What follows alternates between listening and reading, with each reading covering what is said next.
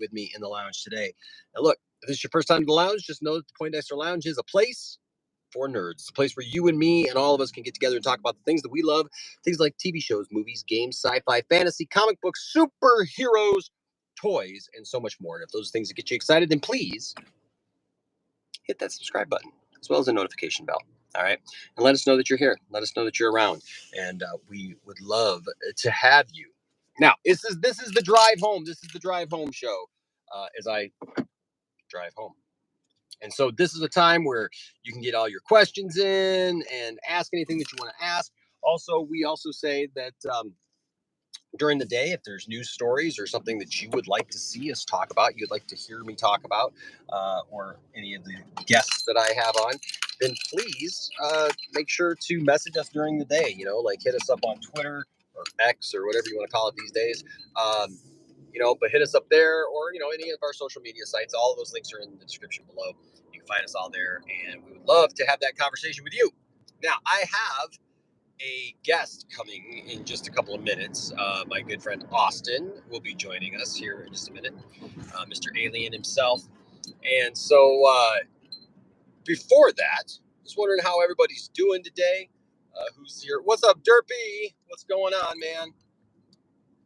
Good to see you. Always good to see you guys. It is Monday. What's up?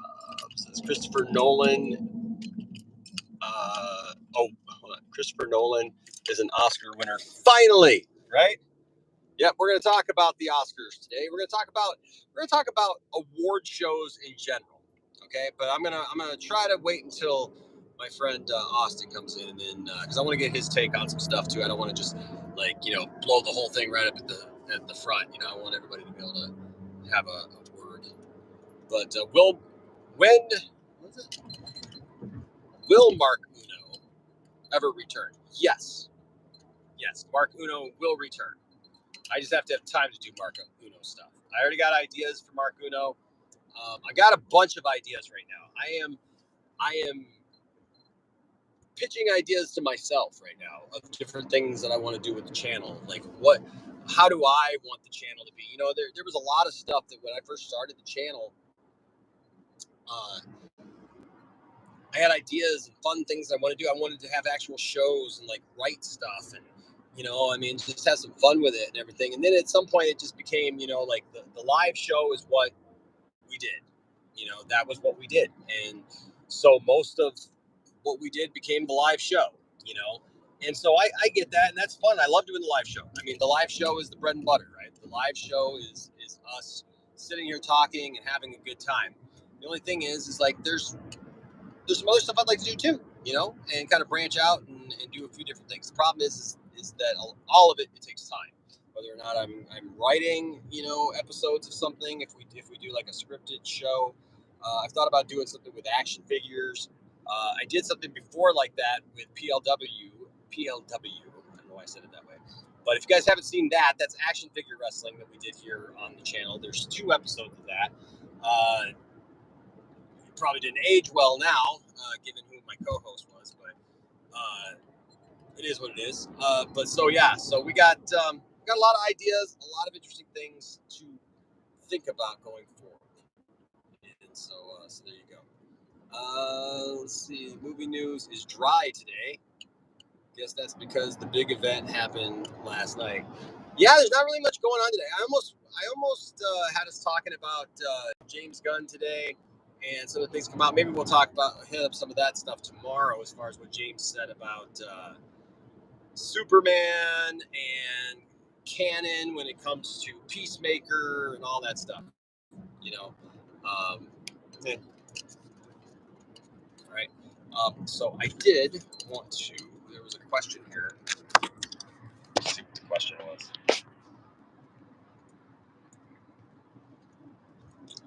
Well, what's up, Shayna? Shayna's here. What's up besides the ceiling?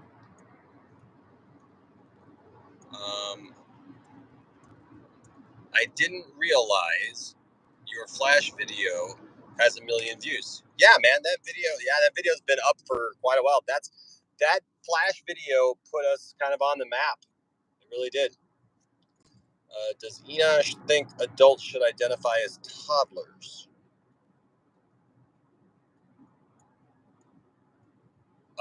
No. If you're an adult, you're an adult. Look, you can role play. That's fine, right? But if you're an adult, you're an adult. I get it. People, they dress up as stuff. They have a good time, whatever. But yeah. Hey, guess who's here? Mr. Austin Lean. Maybe. Is he coming in? What's up, Blake? He's not there. I accepted him. I don't know where he is. The screen split and everything. There he is.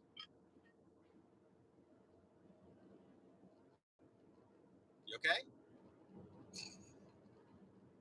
Can you hear me, buddy?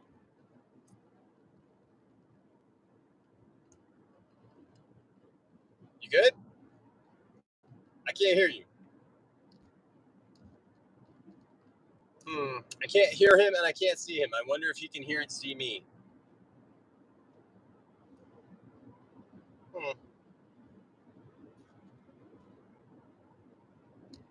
When he said Austin, you were watching for only 5 seconds. That's funny. That's funny. Hey, he's moving. Maybe I can hear him then. I see you moving. Then you stopped. You froze up again. Well, I don't know if we can't get this Austin. Maybe we will get the other Austin. What's great? Pull up your friend's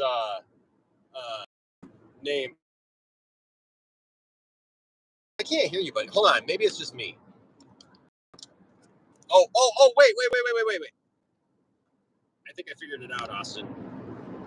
I think I figured it out. Come back in. All right. No, what's really funny is when you go to call your friend Austin, and it pulls up your. Hold on a second. He's just texting.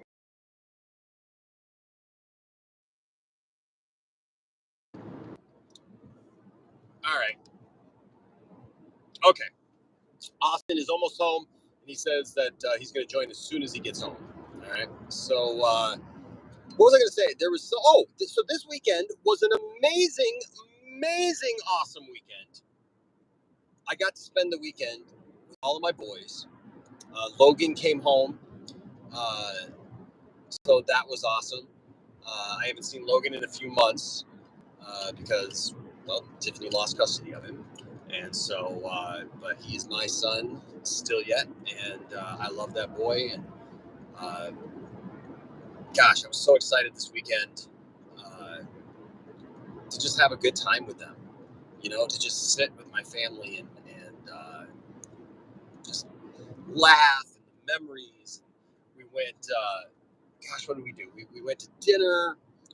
We got some Chinese food. We went shopping, and then we went to go see Kung Fu Panda 4 because when Tiffany and I started dating, the boys were really little, and that was one of the first things that we took them to see. It was one of the first movies that we took them to see was Kung Fu Panda when it first came out, and the boys loved Kung Fu Panda when they were growing up, and so it was really nice being able to take my grown adult sons, 18, 19, and 21, and go with them and see Kung Fu Panda 4.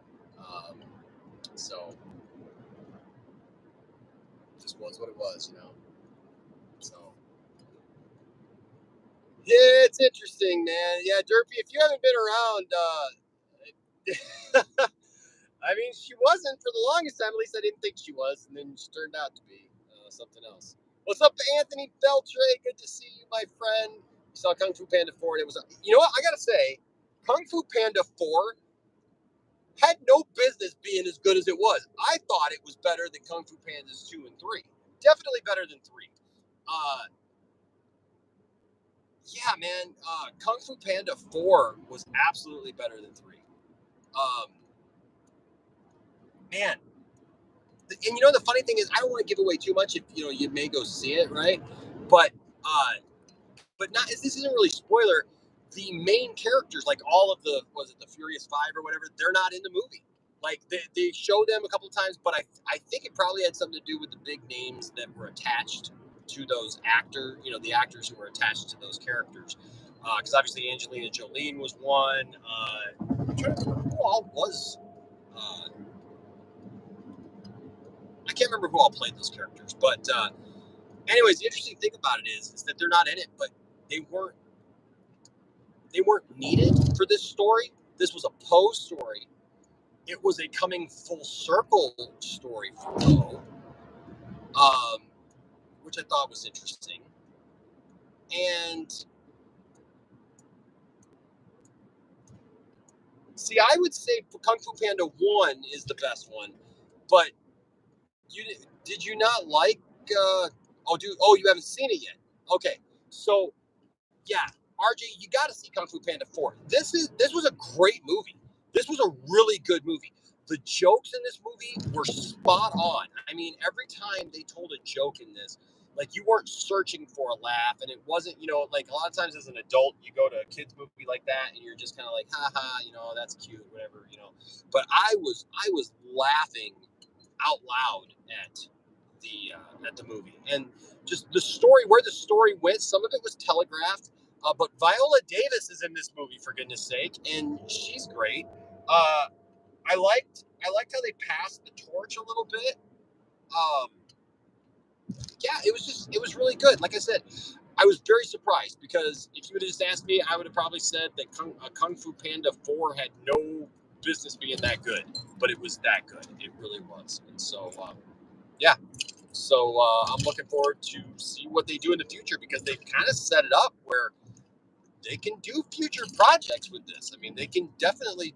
There's more story definitely to be told. All right. 2143. Interesting.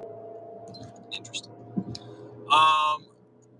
Let's see what else is going on. So that happened this weekend. Like I said, we went out to the movies. We had a good time. Shayna and I hung out this weekend also, and had a good time. Church was great yesterday for me. We had several new people who showed up yesterday, so yeah, it was just a really good weekend all around. So,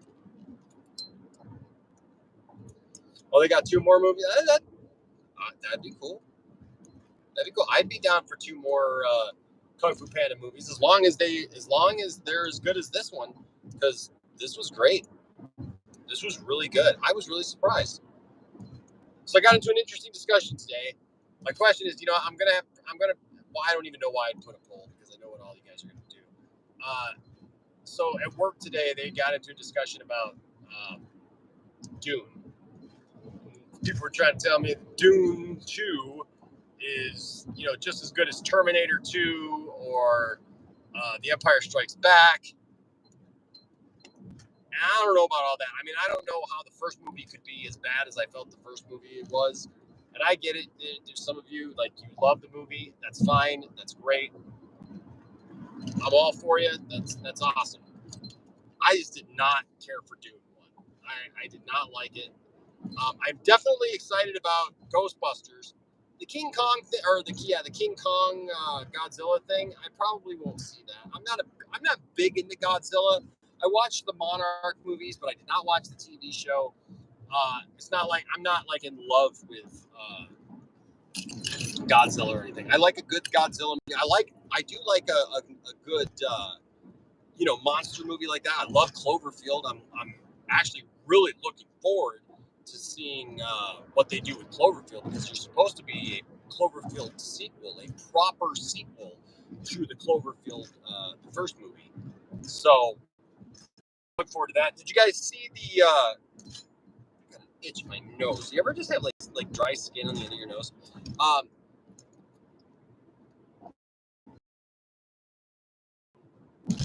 What did feel like an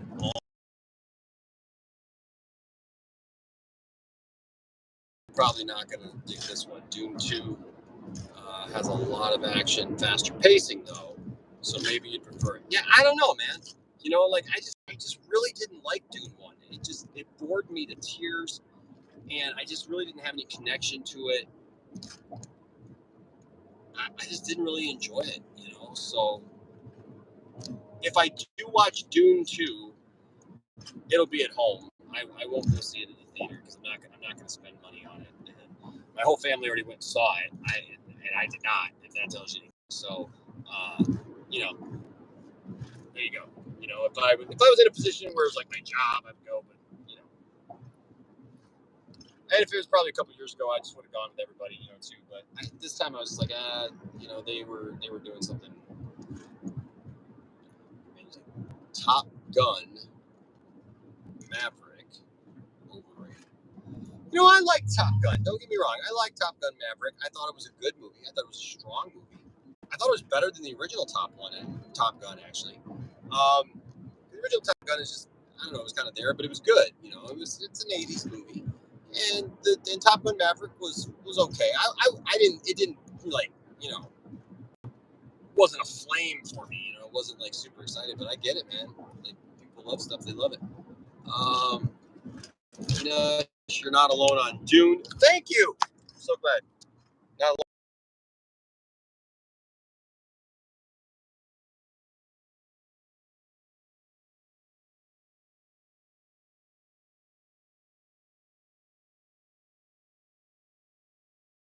With it, to be honest with you, that I'm connected to those characters.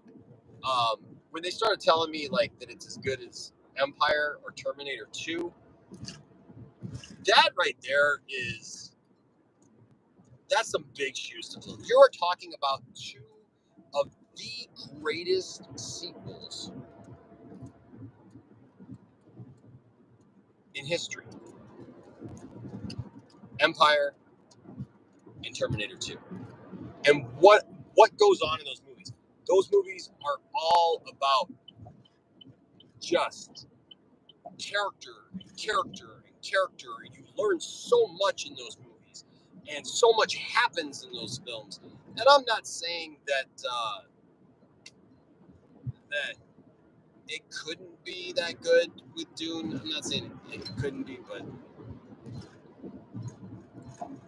again, I agree that like you probably have to really like the first one for it to make sense for you to like the second one. But you know, hey, to each their own, right? I don't tell anybody that you know that their fandom doesn't matter, or that the things they like doesn't matter. So you like Terminator 1 more than Terminator 2 integrity.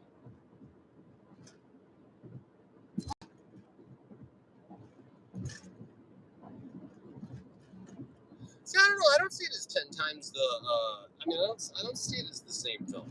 I mean, the premise where like a Terminator comes back in time, yes, I get that, right?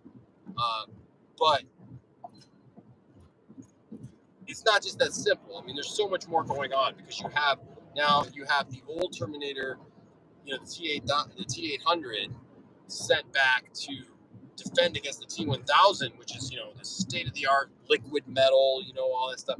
And so, you know, it's kind of an underdog thing. You know, they're trying to kill John now. That's a totally different point because, you know, I mean, yeah, they're trying to stop John in the first movie, but now you actually have John there, and I mean, Sarah Connor is a much more prominent character. I mean, she's a prominent character in the first one, but now she's like kicking butt and taking names. And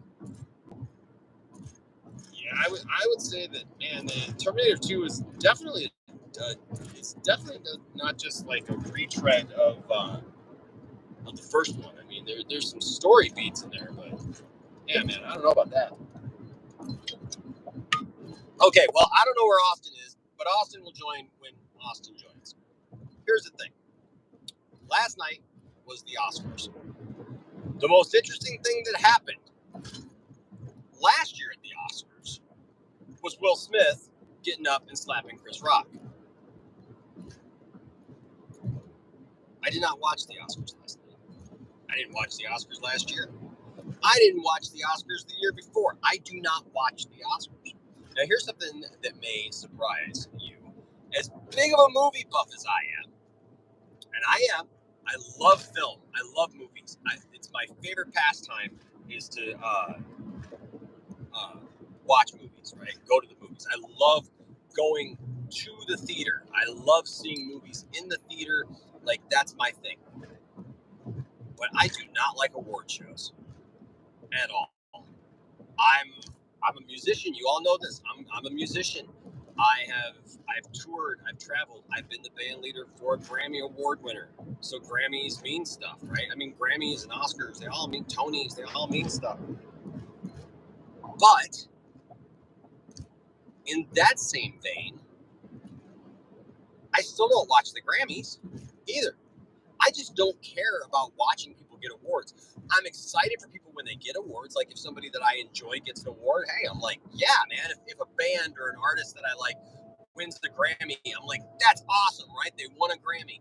If, for example, a movie that I love does really well and gets an Oscar, then I'm like super excited about that, and I'm happy about it, and I'm fine with it. There's this little dude here in this Supra, which is really funny to me. He thinks he's something. He's like weaving in and out of people. That's funny. I don't like award shows. They're so just gaudy and long and self-serving, you know. And I get it's an award show, right? So what are you there for? You're there to award yourself, I guess. But it just seems like always like the writing in these things isn't that good. I don't know, man.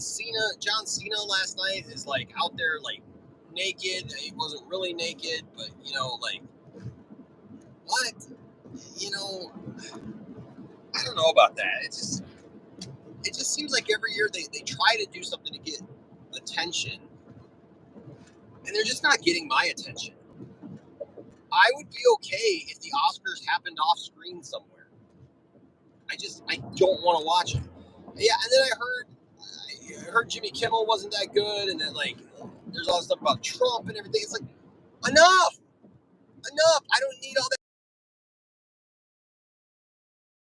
I'll be honest with you that I've been really impressed by this year is Saturday Night Live. If you have not watched Saturday Night Live, I know everybody I know is like, I stopped watching Saturday Night Live years ago. Everybody's got the era that they think is the good era, right? You know, and some people will shock you and be like, you know, like, yeah, I didn't like that era. You know, like I don't like Will Ferrell or I don't like this person. And you're like, what? And you're like, I don't like anything from that time. But I got to tell you something. This year, this season of Saturday Night Live has been spot on. And you know why? Because they're doing political stuff, which is good because SNL should do political stuff. But they're not excluding people. They're not excluding sides. Listen,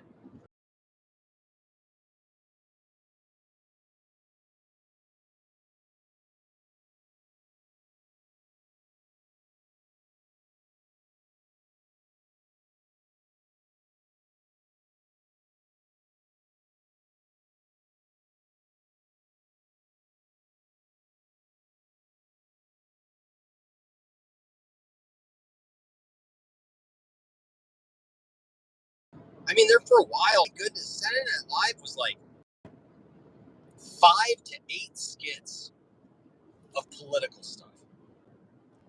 Like, I counted one time in an episode, they did, I think it was 7 sketches about Trump.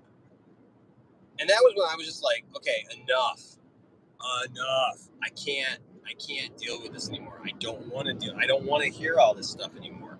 Like, I'm tired of it. Like, some of it would be funny, but then a lot of it just wouldn't be funny, you know? And it was just like, you could tell when they go from like trying to write a funny joke to just trying to slam somebody, you know? And I'm sorry, but like 7 sketches of just trying to listen to somebody get slammed and it's not making me laugh, you're going to lose me, right? You're going to lose the audience. And they just kept on with that. And one of the things that I've really loved this year is I think that this cast and these writers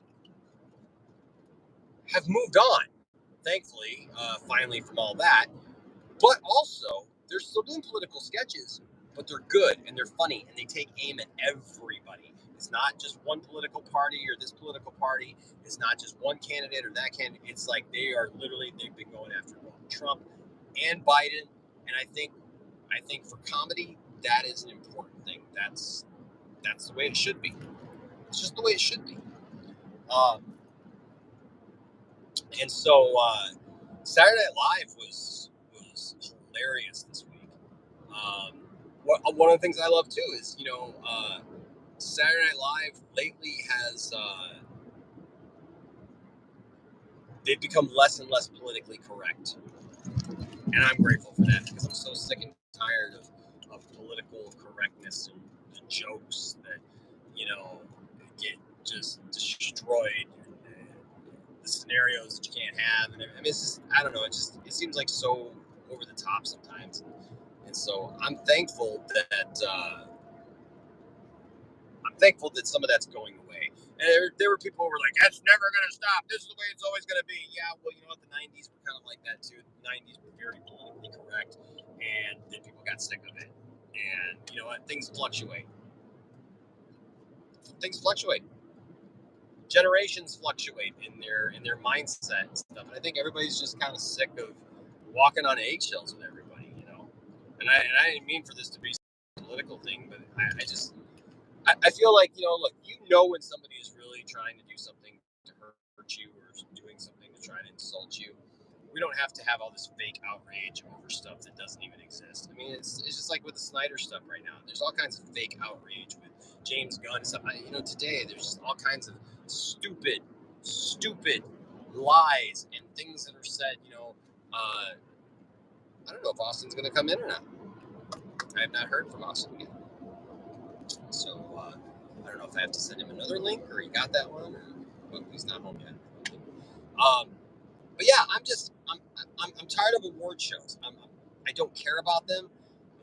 The people that usually tell me that award shows are important to them.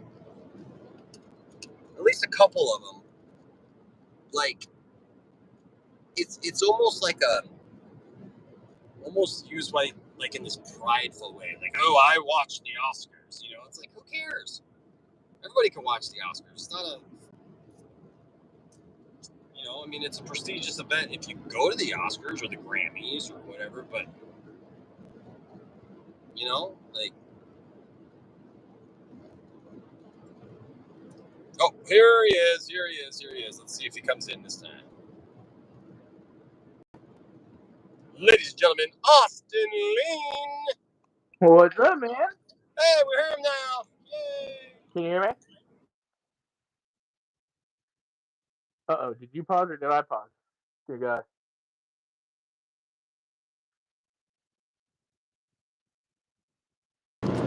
Okay, sorry. Can you? Okay, good. Sorry, I got my phone in this thing and it was like in the cradle thing and it like pushed the button on the side. Everything you You're could good, possibly you're do. good. How you doing, man? Can you hear me? Sorry. Uh, I can hear you. I wish I had my right. headphones, but I do not. You know, so can Oh, you yeah. hear me all Yeah. right? Okay, good. Yeah, so I was just talking about we were just making some chit chat while we were waiting for you. I was talking about how Saturday Night Live has been really, really good this year, and I really feel that the reason why is because this year they seem to have gotten away from all the political correct stuff and trying to make sure that they don't offend anybody. I mean, they've kind of put it out there, and they're just kind of hitting jokes, dude. That I'm like, wow, that was on Saturday Night Live. Wow, Right. that's interesting, and like. And it's been Well, really they've cool. always, What's I that? feel like, I feel like the last few years they've always, I mean, I think you're right in that, they focused on Trump for a bit, Yep. and, but also they did give Hillary a lot of shit, which I appreciated. But they definitely focused on Trump. They hyper focused, especially during his presidency and stuff. But no, I think the last couple of years they've, like you said, they've been doing good, and I think they realized too, like this whole thing. Pretty much every comedian, even the ones that are politically, correct or whatever, is against this whole censor. Unless you're Patton Oswalt, who's just desperate to impress anybody on the internet. Then, most comedians hate what's happening to comedy. So I think a lot of that's probably a big bit too. I mean, they just had Shane Gillis on, and I love Shane Gillis. I think he's hilarious. And he said some stuff that, yeah, right,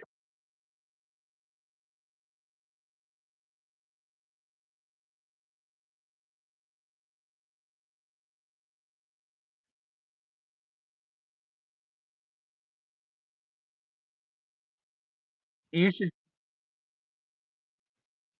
I have to send you one of it. That's. I knew he was going to be great because he's very good at skits, like video. He does his own video skits and stuff. Okay. And he's just so like I knew they were going to thrive with like the video stuff that they did, and yeah, they were great. Oh, Um, he nailed it, man. I thought he was Nailed it. hilarious. But he was casted on SNL 2 or 3 years ago, and the day he's gone on record and talked a lot about this. The day they announced his uh, casting, of course, people went back to his Twitter. They found a joke. He made an Asian joke using an old slur or whatever slang. He of course wasn't being malicious. He was joking, and all that. But it was funny because he had been announced with the first Asian cast member, Bowen Yang, who's on there now, and so NBC started getting a lot of heat. They fired him like 2 days after they hired him. So it was kind of a full circle moment to see him come back, and then to see like at the end him and Bowen Yang get along just fine. There's no hard feelings. Did that bring that up on the screen? What? The super chat. Did it? I don't. Did it bring the super chat up on the screen? I think it brought the super chat up on my screen. It's not on my. Is it on the screen with us at the bottom of the screen? Oh no, it's just that's just the chat. It's that's just so I can read it. Top chat, yeah. Because when I do it this way, I can't put the super chats up on the screen. Right. And so I apologize, Tony Movie Chappie, D9, Neil Blomkamp fan. I apologize for that. I appreciate your $4.99 super chat with all my heart. I appreciate it, brother. And I would bring it up on the screen if I could. Obviously, when we get back to doing the studio stuff, I'll be able to bring it up. But I'm just doing this. But he asked, I hope this new Naked Gun movie is great and brings back the spoof genre and just old golden age of comedy where nobody didn't care about offending no one. Yeah. So you know what? They're making a Naked Gun movie with Leslie or not Leslie Nielsen. Leslie Nielsen was in the Naked Gun. They're bringing him back from the dead. They're literally going Jesus on this movie just in time for Easter. No, Mel Gibson is directing and everything. No, I'm kidding. Can you imagine? Oh, jeez. Naked Gun reboot is actually the secret title for The Passion of the Christ, too. Yes. They were supposed to be making Passion of the Christ, too. They start shooting in a couple months. Do they really? Okay, remember that. We'll come back to that in a second. Okay. But so, what's his name? Liam Neeson. Yeah. Not Leslie Nielsen, but Liam Neeson is supposedly gonna, play the main character, Lieutenant Drebin in it. So I don't know how to feel about that.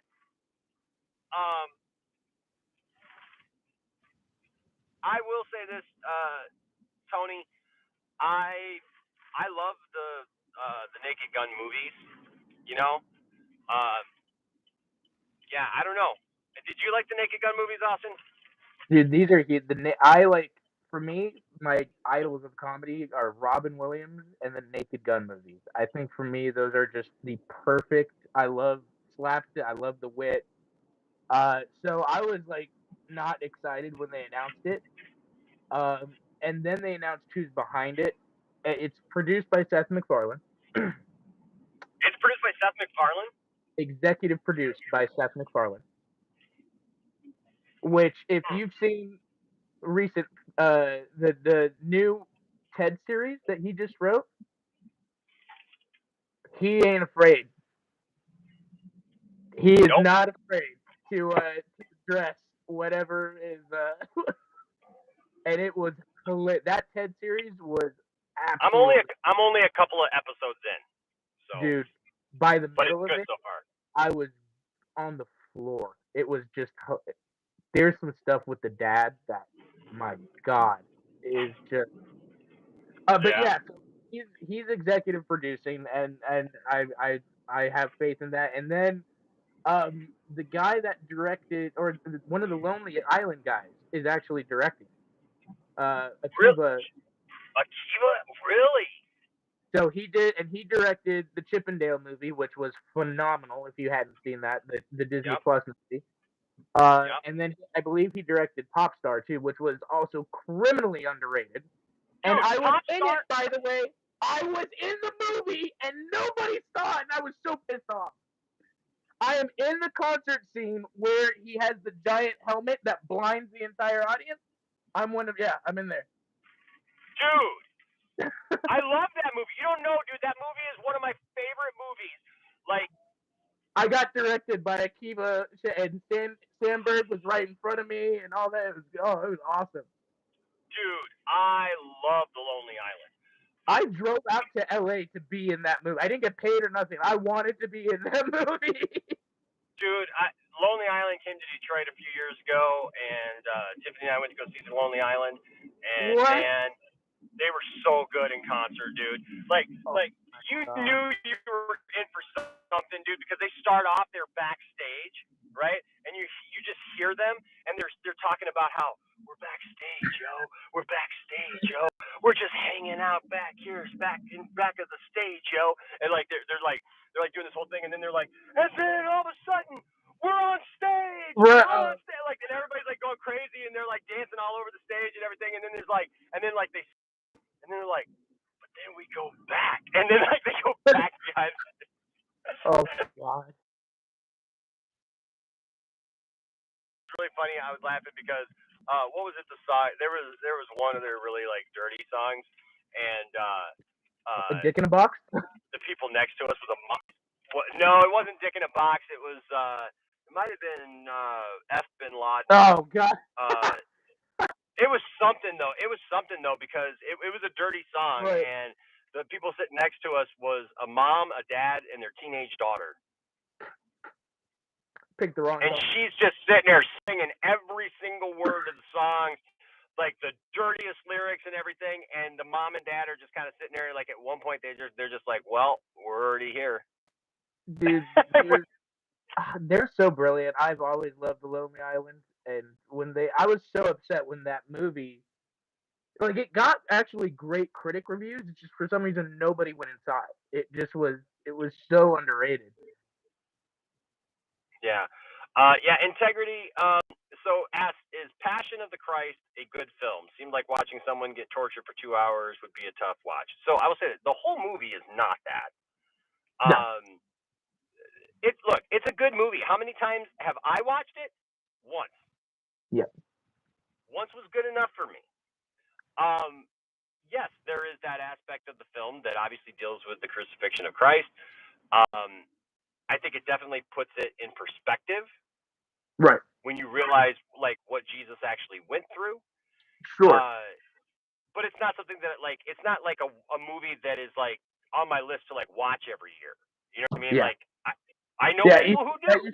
That was my family. I watched it when he did the whole Easter and Passion of the Christ. Right. Yeah. I mean, it's a very. I know people who do. It's a very. Yeah.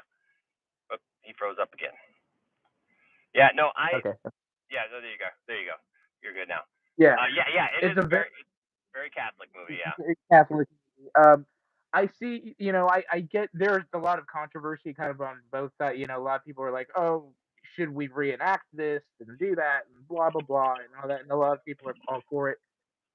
I kind of see the point both ways. I do think I've always found this funny and interesting is that why is it that Christianity always gets the kind of highlight for that? I've never seen a movie about Buddha or about Muhammad but it's not because it's because those religions are deeply, deeply respectful of that stuff, and they don't allow it. They do not allow it. Yeah, like with the Muhammad thing, you can't show. Right. They don't want an artist rendering of it. Yeah, I mean the South Park guys. Remember a few years ago with the South Park situation? Yeah, exactly. That's all idolatry to them, and so However, I also see the point in that, like, I think for us as Christians, for what we believe and all that type of stuff, right? The whole point of the crucifixion, right, was that this was probably, one of the most intense that probably any human being had suffered. Yeah. It was so, like, I understand, like, for people who maybe don't know or don't understand or just read the Bible and go like, oh, he was beat up. What is that? So what? Yeah. Like, no, there is a significant amount of pain that he had to go through that was more so than the typical Right. uh and so I understand that, and like being like a good kind of open door for people who may not believe or may not understand and they may start to ask more questions. I don't Yeah. know. I kind of am in the middle. I don't really. I'm like you. I don't watch it. I don't seek it out or turn it on or Yeah, anything I like watched that. it. I watched it when it came out. We went to the theater. Like there was a big group of us. I went with my grandmother, and Right. we watched Yeah. it. And you know what? And I enjoyed it. Was it disturbing? Yes. Is it supposed to be disturbing? Yes. Yeah. And so it's one of those things that it's a beautifully shot movie. Yeah. I mean, look, people can hate Mel Gibson, whatever, but the guy definitely knows how to make a movie. Dude, that and Hacksaw Ridge are Hacksaw Ridge. Probably Hacksaw Ridge messed me up more than the Passion of the Christ. Right. You know how I knew Hacksaw Ridge was something special, Austin? Because Landon, who I could not at that time get to watch anything that was like adult serious, like Right. there was like a real movie, like a drama or Yeah. something. He came over right after that movie came out, and he's like, "Dad, you've got to watch Hacksaw Ridge." And I'm like, "Really?" What? Yeah, I was like, "Who are you, and what have you done with my son?" And he goes, "No, Dad." He's like, "I watched it over at Mom's house, and it was awesome." And I'm like, "Cool." And so yeah, I watched it. I loved it. But yeah, Integrity. It's just one of those films that it's a great film. Obviously, the subject matter is a little tough at times, but I don't see it as being what some people make it out to be. Like No. when I see people make it, it's just a propaganda film. Well, it's a Jesus movie. Yeah. What do you think? What do you think it's gonna be about? My favorite scene though from that movie though, I'll be honest with you. My favorite scene is when he's building the table. Yeah. And he's like with his messing mom. around, like he's like joking with his mom and stuff. Right. And, I loved how Caviezel portrayed Jesus that way. That it was, that like you saw this very human side of Jesus, right? And I dig that. There was a movie, I don't know if you ever saw this. It came out in the 90s. Now it looks so dated, but I remember when it came out, I saw it in the theater and I loved it. It was called The Judas Project. And, I never saw it, but I think I've heard of it. Yeah, so it was like one of the first Christian movies, kind of deal, but it wasn't part of like what we now know as Christian movies, where there's like the Christian movie industry and all that stuff. It wasn't that. Funny, I have seen some, like I remember watching like Tribulation with Gary Busey and Howie Mandel. Dude, I'll take you back even farther than that, man. Shayna and I, when we started dating, we watched the propaganda movies from the 70s. Thief in the Night, A Distant Thunder, Image of the Beast, and Prodigal Planet. We watched all four movies like right now, and when we were done, we were like, what sucks is like we kind of wish there was more. Those movies were so ridiculous and over the top, but I mean the predecessors to Left Behind and all that stuff, Right. They had the whole like mini apocalypse series with Tribulation and Revelation and yeah. Because apparently that's the only kind of Christian movie that we could make for like about 10 years, Austin. The end of the world. Right. But what was funny about it is that this movie called The Judas Project, what it was it was a modern day Jesus story. So the idea behind it was what if Jesus came to Earth in 1993? Right. And so his name isn't Jesus, it's Jesse. Right. He's got this ragtag group of guys that are like all over the place. Simon Peter is this big, huge, burly dude with a huge, big beard, and he's missing a hand. Like, it's really, really. The government is out to get Jesus, just like, people don't think about this. Like people think that they just know the story of Jesus, and there's like no depth to it or anything. And it's like, if you actually read the Bible as a book, to read the story and don't just like glance over or gloss over, parts that don't seem important, like there's a whole political story there that was happening. The Pharisees and the religious people wanted to use Jesus to try to overthrow the Roman government. But Jesus was not about that. That's why when he said, "My kingdom is not of this world," it pissed them all off. And, Right. It's like, but in this, the government wants to use Jesse to further their thing, and he won't do it. And so it's a really interesting thing. But one of my favorite parts of the movie is there's like a song that's playing, and it shows Jesus just with his disciples, just like hanging out and doing stuff. And they're fishing in a stream, Austin. And you can tell like they got poles and stuff. They're fly fishing in this stream, and they haven't caught anything. And then like Jesus kind of goes up behind Peter, and he just kind of goes like this, and he goes. And then all of a sudden, like, you see it, like he's got a fish on and everything. So like, it's just, it was cool. And I never the way knew that they did a movie like that. That's pretty funny. And it actually might be on YouTube somewhere. I have a copy of it on DVD. And like I said, look, if you go watch this movie, do not come back to me, everyone, and be like, that movie was horrible. It looked horrible. It was dated and everything. Yes, I know it is, but it was something that at the time, it was so good. Like the idea of it, the concept was so good. Even the way that they crucify him, like, makes sense, because they track him down to this barn, and like they find these cross beams and stuff, and they're just like, hang him up there, And so it was a pretty decent movie, but it didn't win any Oscars. Right. Yeah. That's funny. My church did when I was part of like a big mega church type thing, where they did we had a big musical we would do every year called Walk This Way, and it was if Jesus was born.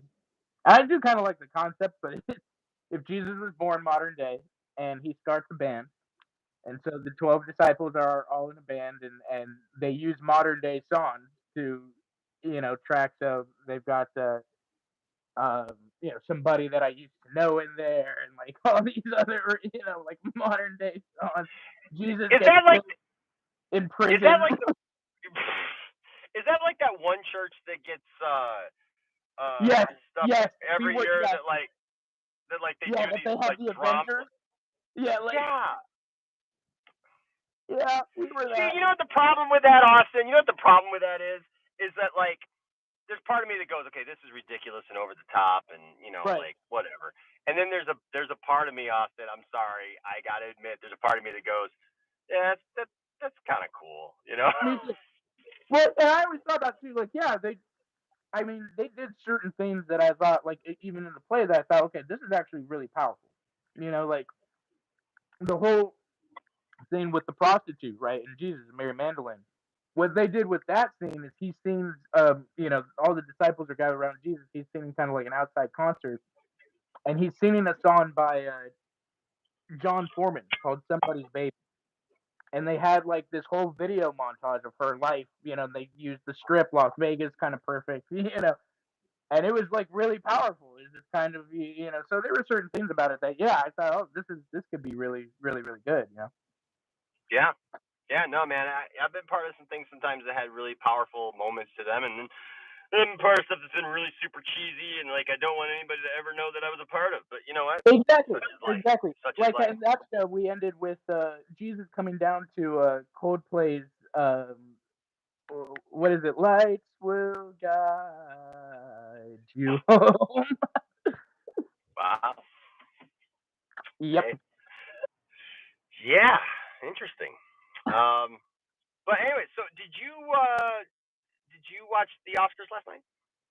I did, yeah. It wasn't like we got together with some friends of mine, me and Joker's Corner, and a couple other people got online and had some drinks and decided to, privately stream it and make fun of it together. So it was a lot more entertaining. But that's the thing, right? That's kind of the point. Is like award shows have become so awful. Right.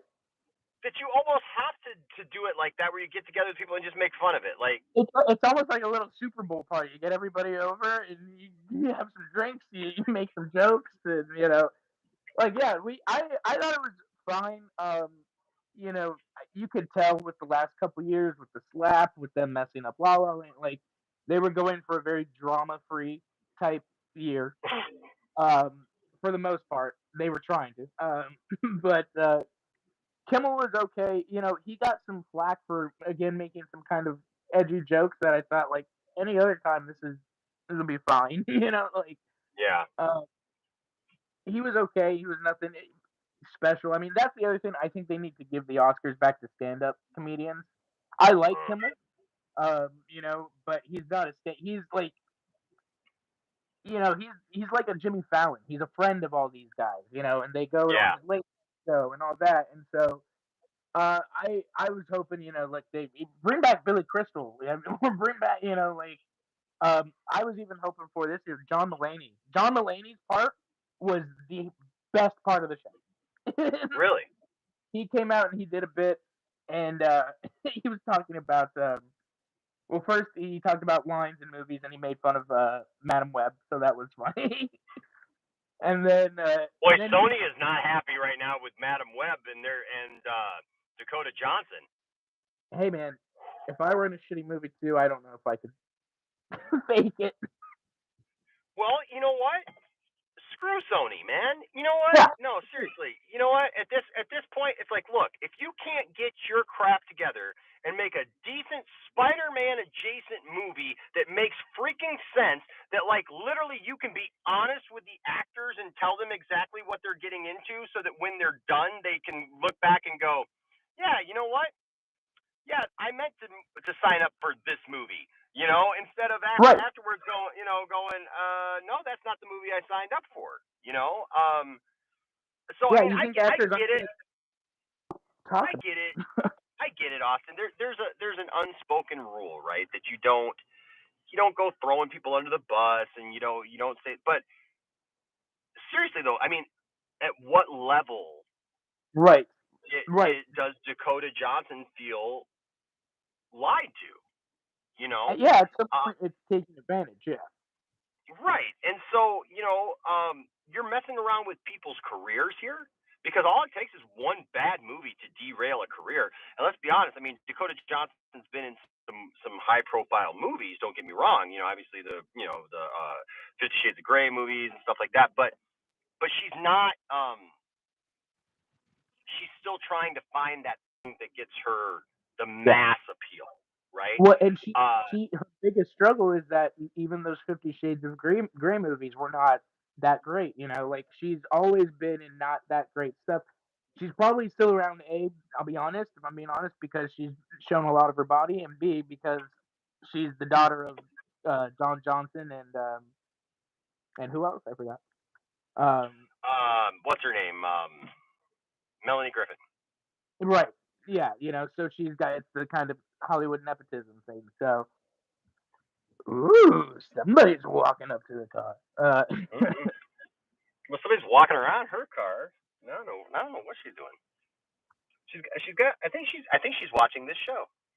Oh. I think she's got an earbud in. Hi, Shayna. I'll see if she looks. Hi. No, she did not. Hi, Shayna. Are you watching? I'm watching, but we're a couple minutes behind you. Oh, okay. That's hi. Because in a second I say hi to you. That's why. I think I'm about like 45 seconds behind. Do you care about award shows? No. You don't care about award shows at all? No, and they always pick the movies that like nobody cares about. Yeah. The award shows are never. The awards are never given to the people that. Sorry, this in my ear. We're a minute behind. Let me take this out. That's so distracting. Yeah, the awards never go to the movies that we like really care about, or like that fans support. It's all just to feed the money machine. So yeah, like it doesn't really matter. I would say like this year and last year, I think they got lucky in that like Oppenheimer was pretty much universally loved. Everything Everywhere All at Once was pretty much. Yes. Yeah. That movie. Now, I love the gowns.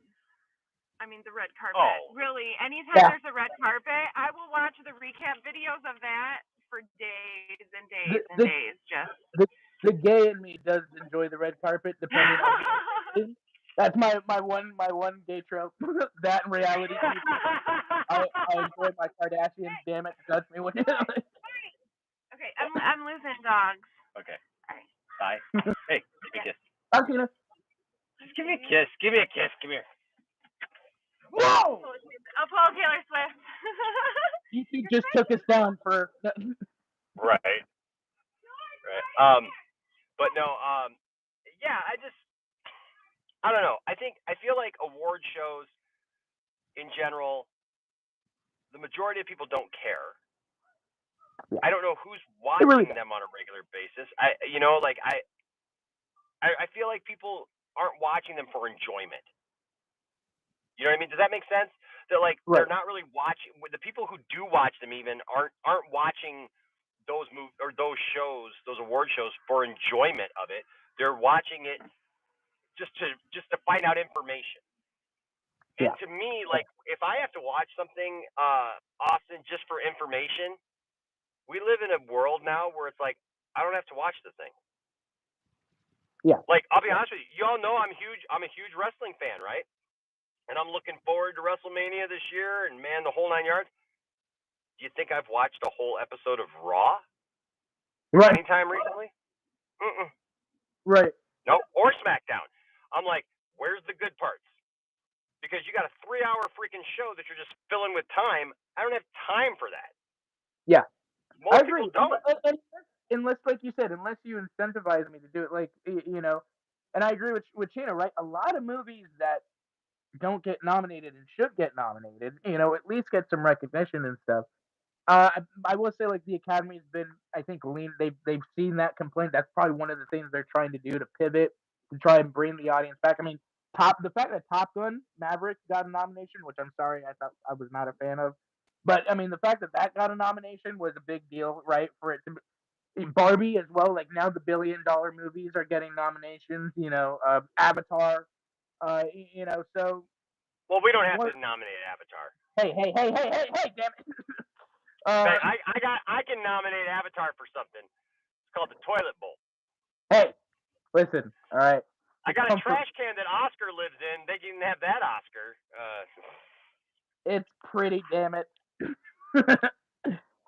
No, but I mean, I agree. I remember that year Power of the Dog, won, and everybody was like, "What the hell is this movie? Why?" I mean, so yeah, I think they just need to. I remember I used to love the Oscars when love you, DL. They would do things. He said, DL just said, "Enosh, I'm gonna come after you." When they would do when Hugh Jackman would host, do big musical numbers, or they would do big skits, I think a lot of it is about the host. Steve Martin and Alec Baldwin hosted one year, and that was great. That was hilarious. I think they just need to get more creative, man. I say that we say that it's just easy, right?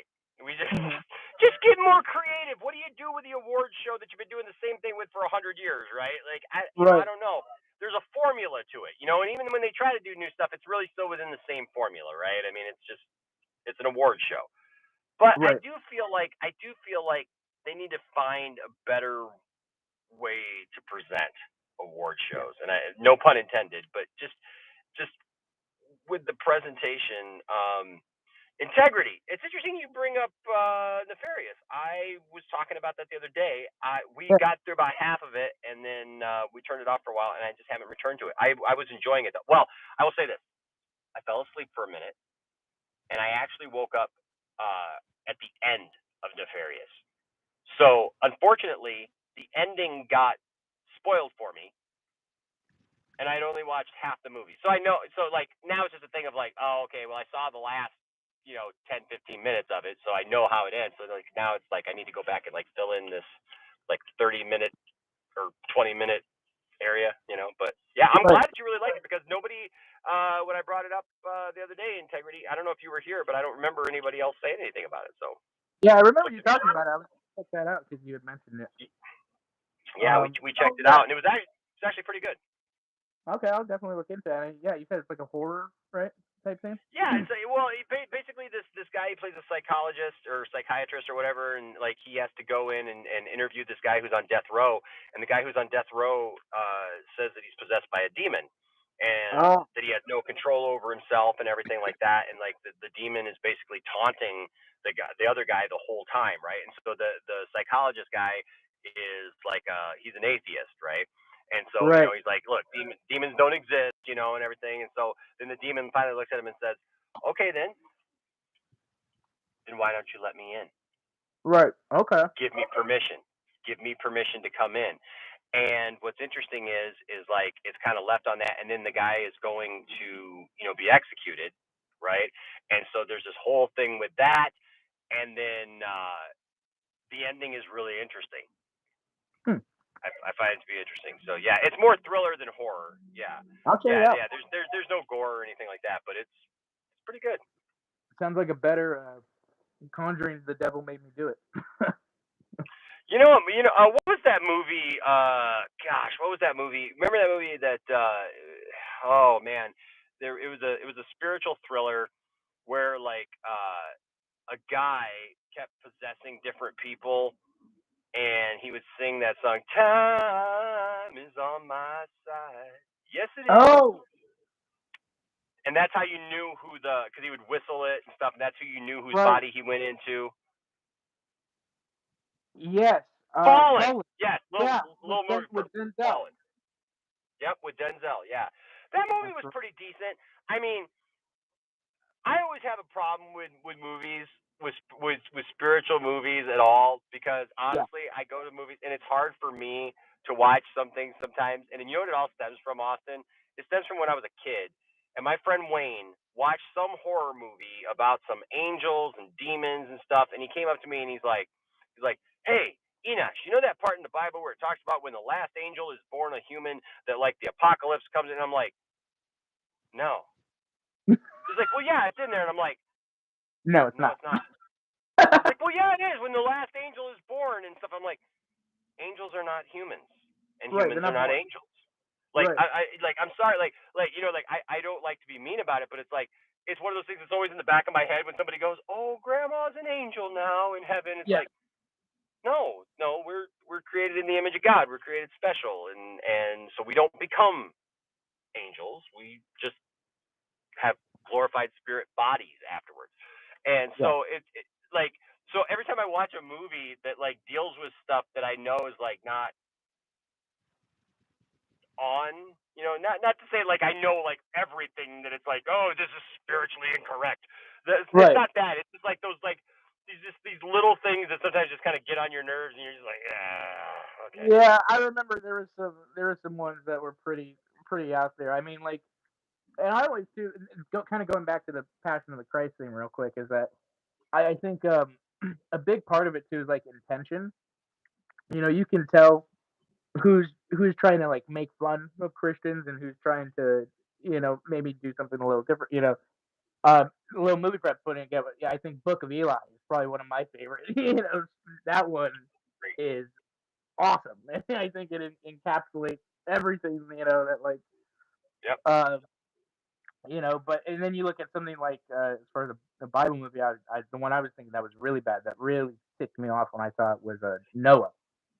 When I saw I never saw it. Dude, and this is coming like, I'm very open-minded. I understand, right? Ridley Scott did Exodus, and he's an atheist, or he's agnostic, but even he did it in a very respectful way, and in a way that it didn't necessarily change what the Bible, but it kind of added some. So like the plagues, it took liberties a little bit, but like the plagues are right. They're explained in the movie as like God's doing them, but He's doing them through scientific reasons. So like the river filling with blood is because all of the fish, or no, it's because the alligators all of a sudden in the Nile just start eating all of the fish. They go crazy. So the river just fills with blood. So they come up with a lot of like kind of more reasonable explanations, I guess, for the plagues. See, while that's still and I'm saying it's God's doing it. yeah.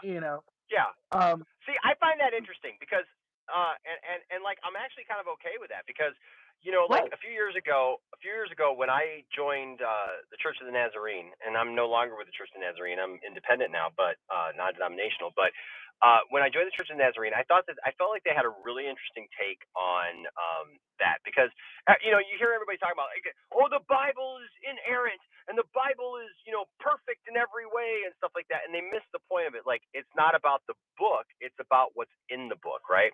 And so like I always have an issue when everybody's like, the Bible is literal. Well, there are some parts that where it's literal. Absolutely. There are some things that are historical in the Bible. There's some things that are chronologically they're there to establish timelines and stuff. Like when you get even the genealogies, everybody hates when the genealogies are it's like this person begat this person begat this person begat this person. But they fail to realize like the reason why, like, for example, Matthew chapter 1 starts with this person begat this person, or is it Matthew 1 or 2 or something? But it's like this person begat this person begat this person begat this person begat this person. The reason why that is to establish who Jesus is, because it comes down through the generations, because it was prophesied that Jesus would come from the line of David, right? So the writer is establishing the line of David all the way down to Jesus, and then it says to Jesus, right? So everything has a reason, but it doesn't mean that everything is literal, because in the Bible there is allegory, there are poems, there's metaphor, there's songs. I mean, like look, Psalms is an amazing book, man, but it's songs, right? So are you supposed to read that as every word is just literal? Right. And so, I mean, so there's a bit of everything in there. So I don't have a problem. But one of the interesting things that I remember we talked about was like creation, for example, right? Because there are people who believe in a literal 6 days of creation. Right. And look, if that's what someone wants to believe, that's fine with me. Like, but it's interesting because what the Church of the Nazarene would say would be that the Bible is inerrant in all things pertaining to my salvation. So the things that are important for me to get to heaven and to know Jesus and to know God, that's where it's inerrant. But it doesn't mean that everything in the Bible is necessarily like word for word needs to be taken literally, right? So like that 6 days, we know that God exists out of time. And there wasn't even a sun and moon at first. So how do you judge what a day is? Like it says that there was just darkness, and God moved upon the darkness, and He said, "Let there be light," and there was light. So I'm not trying to preach a sermon. Scripture in the Bible that says a day to God and to us is a day is like 1,000 years, and 1,000 years is like a day. Right. Because God is outside of time. He created time. So He created time and space, so He exists out of it. And so, like I said, this isn't supposed to be a sermon, but it goes to this point, right, of like Bible movies and things that you do, because like I no longer have a problem with the idea of, you know what, I don't need it to be 6 literal days. I just believe it happened.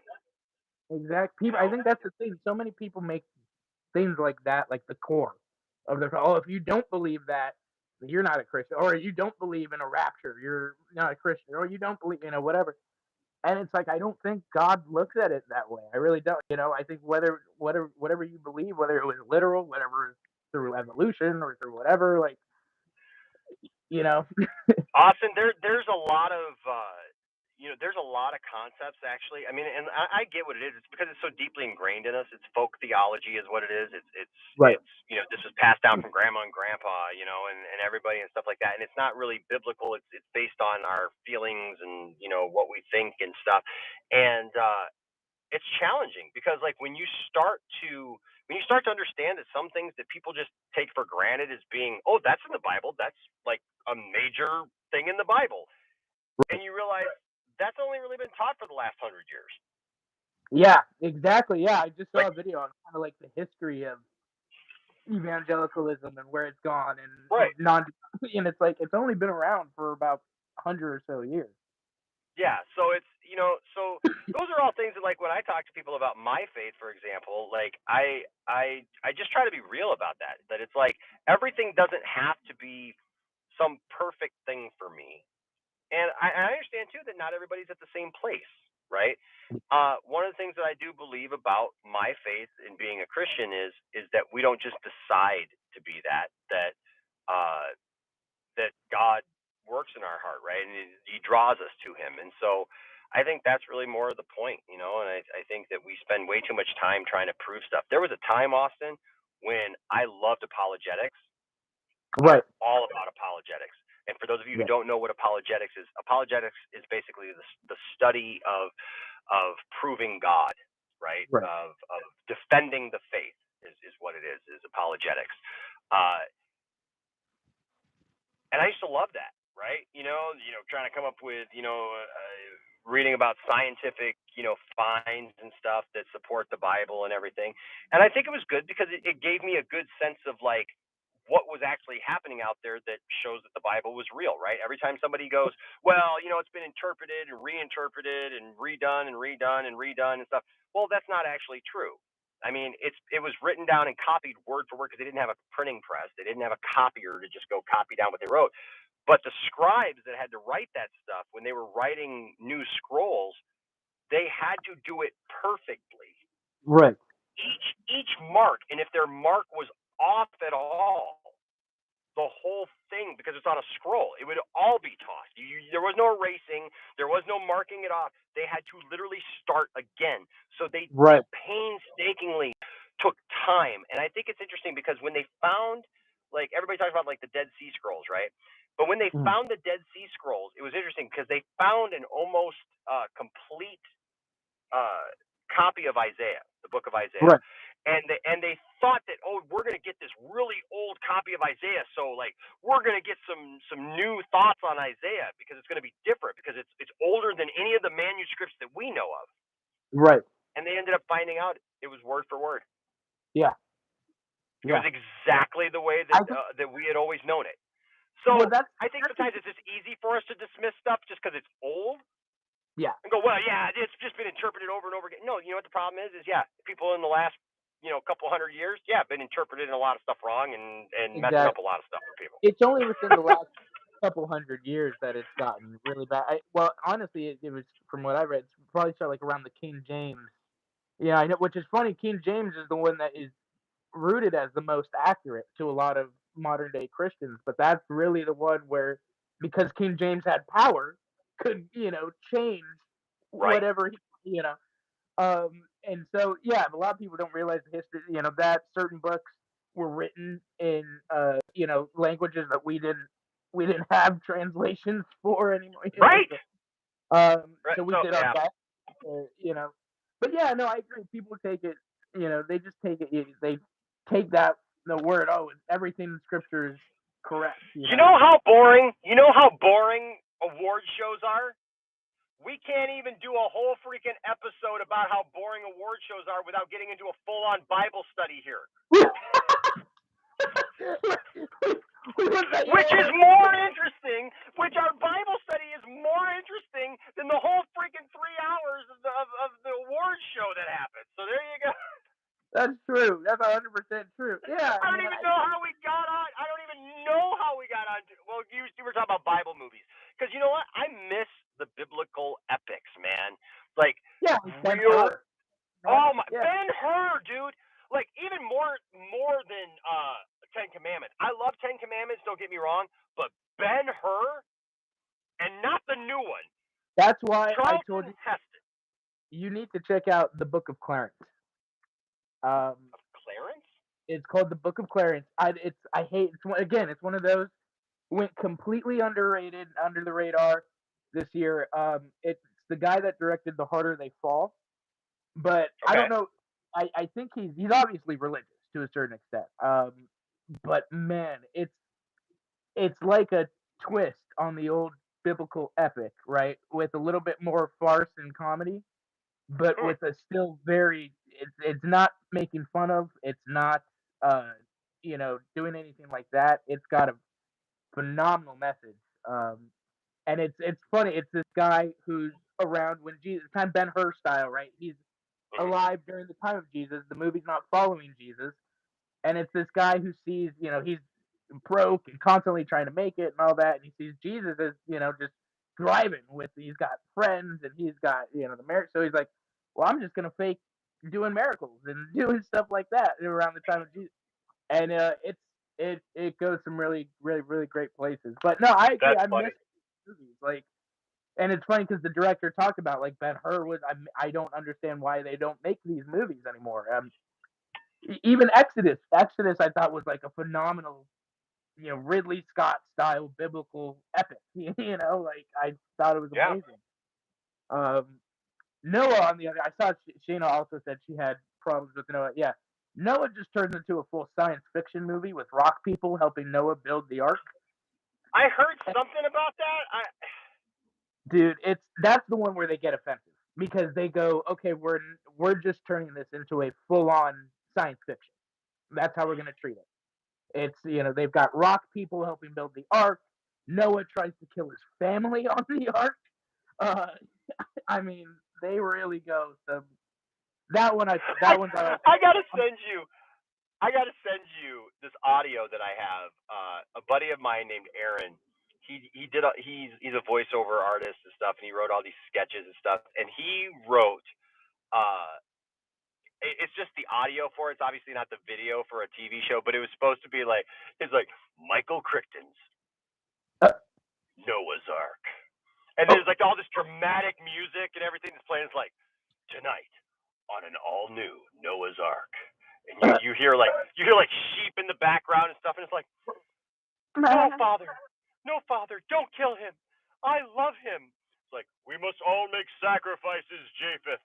And you're like wondering, like, what the heck is going on here, right? He's like, but I love him, Dad. It's like, son, we must all make sacrifices. Bring him in.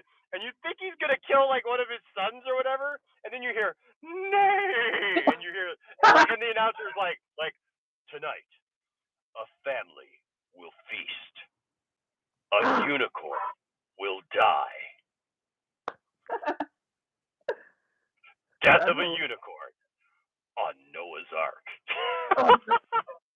Dude, that's basically... And that's why there's no unicorns, because they kill and eat the unicorn because they need food on the ark. Yeah, that's basically what this movie turned into. It was really... I was shocked. I was like, my God, they actually are doing this. Integrity asks, what's the best Jesus Christian movie one should watch? Well, I think... Look, Book of Eli. My favorite Christian movie. Book of Eli. Book of Eli. Yeah, Book of Eli is great. I think if you want to go traditional, like big scale epic, Ben-Hur, we were just talking about it, the original Ben-Hur, not the new studio. Who was in that one? Was it Gerard Butler? No. Somebody even I don't even know. They had a little name, and it was Morgan Freeman was the big name. Oh, okay. Bruce Almighty was a good. I do love Bruce Almighty, but yeah, I mean Integrity, Ben-Hur. If you've never seen Ben-Hur, I mean that's a classic. It's just a great movie. It's not overly religious at all. I mean there's a story there, but it's not like all up in your face. I mean it's more of a story of redemption and learning to not be vengeful. Honestly. Yeah. And also, I mean, it's a religious movie, but you know what movie I really love is Devil. Oh, yeah, that's the one, too, the elevator movie. Yeah, M. Night Shyamalan did not direct it, but he wrote it and produced it. Okay. And, yeah, because it was when, like, his stuff kind of started, kind of on the way out. And so he was going to... Yeah. He was going to do this... anthology kind of series of films where he was just going to produce them, and so he wrote the movie Devil, and I think Devil is probably the best movie about forgiveness that I've ever seen. Yeah, the way that movie ends is just like, wow. Yeah, it's really cool. So I mean, those are good ones. I like Devil. I like like I said, I think Book of Eli for me, because that one is just like, I love it. You know, it's man on a mission, you know, type thing. You know, this is a weird one. I remember this one. I always liked it growing up. Was with Richard Harris, and it was called. I think it was called Apocalypse. It wasn't called Apocalypse. It's like Apocalypse something. And it is. Are you Apocalypto? No, not the Mel Gibson one. Okay. It's called Apocalypse or Apocalypse or something like that. And it's Richard Harris, and it's a historical movie on John the Apostle writing the Book of Revelation. So the whole movie is Richard Harris plays John on the island, the prison where he died. And it's the whole movie is him in prison writing, getting the visions, writing the Book of Revelation, dealing with the people on the, you know, having interactions with people, you know, kind of being the light in the prison type thing and all that. I'm a big Richard Harris fan, so anything he does, I always love. He played Moses. He did a bunch of stuff. But oh no, he played Abraham. That's who he played, Abraham. But yeah, no, that one I really like. That's a pretty good one. X-Men Apocalypse is bad. Yes. Yeah. Well, you know what? I almost feel like I need to cut off the whole end of this video and like repost it as like Right. religious movies, right? Like Christian movies or whatever, because it's a very interesting discussion for sure. Oh yeah. Because I think that they are movies that speak to people, even people who aren't of faith. You know, like I think that there's things that people could take from those movies. And listen, I am extra critical on religious movies because to me, I don't like things just I don't like stuff sucking. You know, like I don't like it when I watch a movie that's like a Christian movie and it's like painfully cheesy and like I can't, you know, stand it, you know. But you know what, integrity, that's really cool, man. That's really cool. See, you know what, that's really good when the films and the things that we enjoy entertainment wise challenge us in our real life.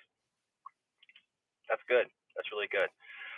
Well, hey, Austin. Yeah, I agree, and I would say we didn't even. Oh no, we didn't even talk about God's Not Dead, the bad ones. Right. There are some ones that you know what the one for me was. I'll be honest with you. That really kind of annoyed me was whatchamacallit with Kirk Cameron. The Left Behind. The Love. No, the Love one. Fireproof. So okay, so this is interesting, right? When I went through my first divorce, I had to go see that movie. Right. And it was just painful. It was cheesy. It was all over the place. You know, at the end, you know, he literally they switch out the actress who plays his wife because he kisses her at the end, and he didn't want to kiss someone that wasn't his wife. So his wife is an actress, so I don't know why they didn't just cast her if it was going to be that big of an issue. I mean, yeah, okay, but so I watched it, right, and it didn't do any good. Like, it didn't change anything, you know, whatever. So it's funny though, because after Tiffany left, I watched that movie.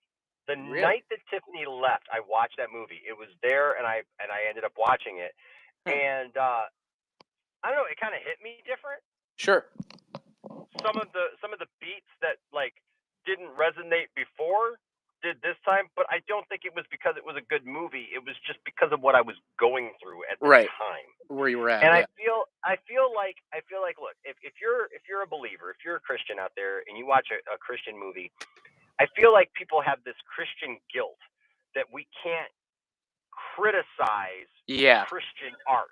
Exactly. Okay? They're like, if it's music, well, it's God's music, so we don't want to we don't want to say anything bad about that because it's, you know, it's done by Christians and stuff, or a movie, to not be able to just be honest and go, this movie's bad. Mm-hmm. Right? Like, I have said many, like, okay, the last Left Behind movie that had Nicolas Cage in.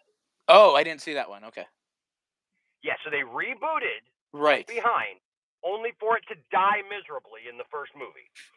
But dude, that movie is so bad. That is a movie that I would do a watch party actually on the channel of, and just like you know what? Mystery Science Theater 3000 that thing, because it is so horrible. I remember the trailer for it, and I thought, how does this look worse than the Kirk Cameron ones?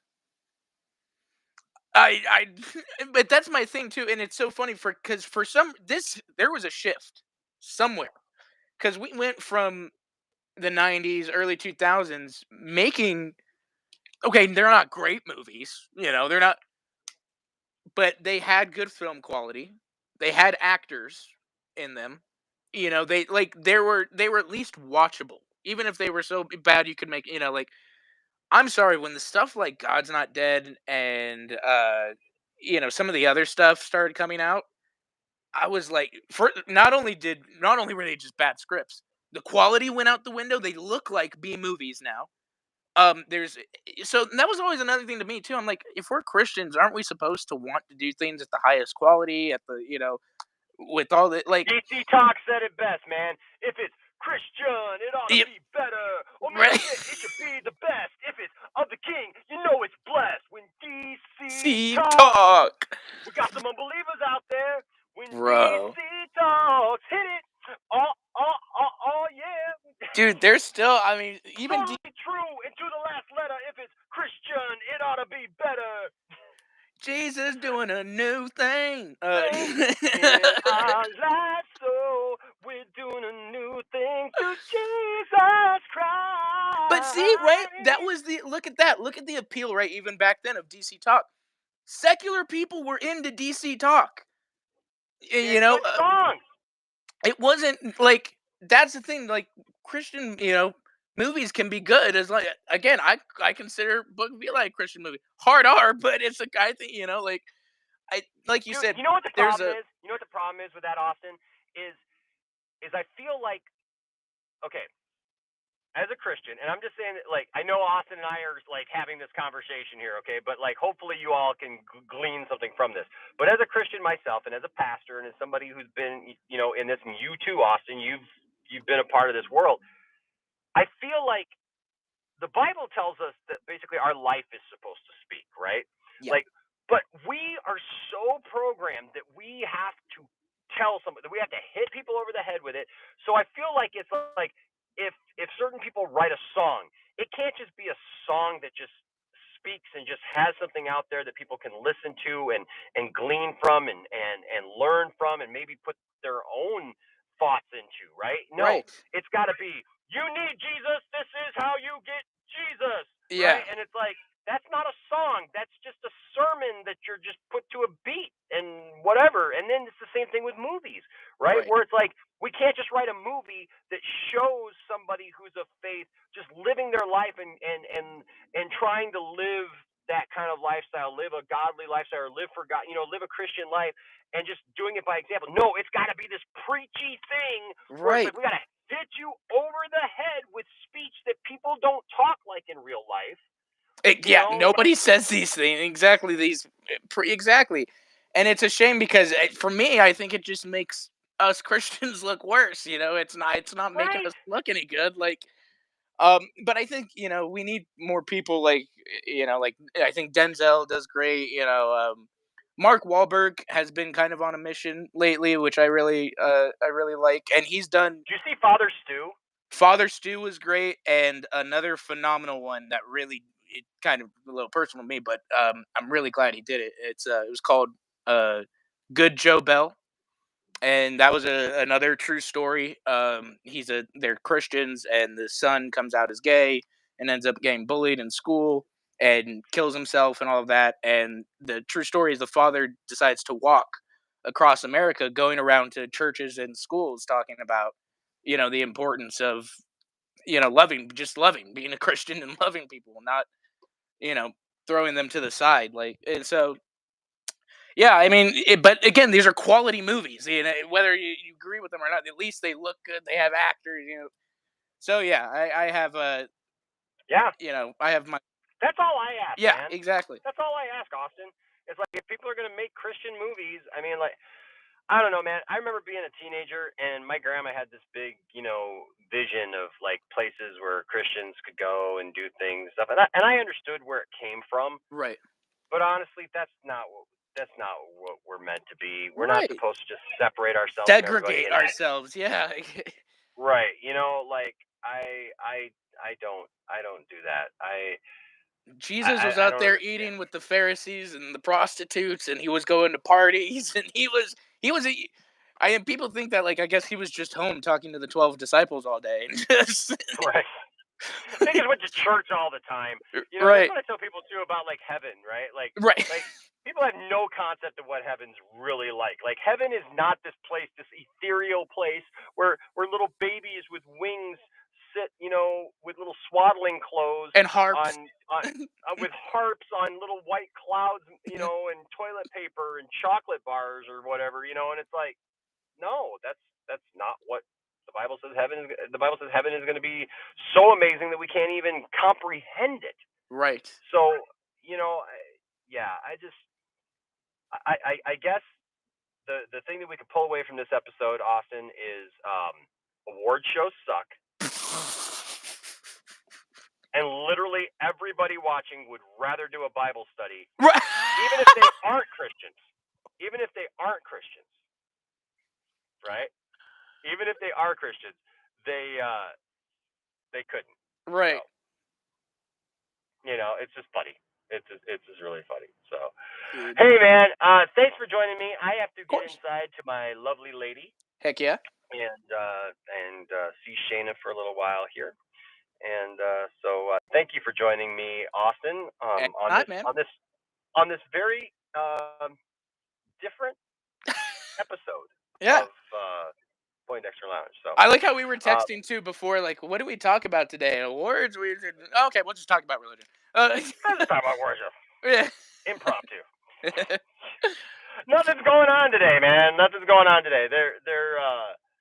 You like the religious talk? Maybe we'll do a show like that. I think that'd be cool to do a show like that. I'm more than happy to talk about that stuff for sure. Very down. Yep. But hey guys, thank you for joining us today. Like I always say, don't let anybody tell you that your fandom doesn't matter. Don't tell anybody that their fandom doesn't matter. But seek to have good conversations and treat people with respect. If you do that, there'll always be a place for you here in the Poindexter Lounge. All right. And so, yeah, man. Like I always say, if there's something going on during the day that you want to talk about, you guys have a topic or something like that, message me throughout the day. You can find all of our social media down there, and we'd love to have you be a part of the conversation. All right. Heck yeah. Dude, you're awesome, bro. You too, man. Hey, thanks for having me on as always. And I'm always here whenever you you need a friend. Always, man. Always. Appreciate you. All right, guys. Stay safe, be good, and we will see you tomorrow. Peace out.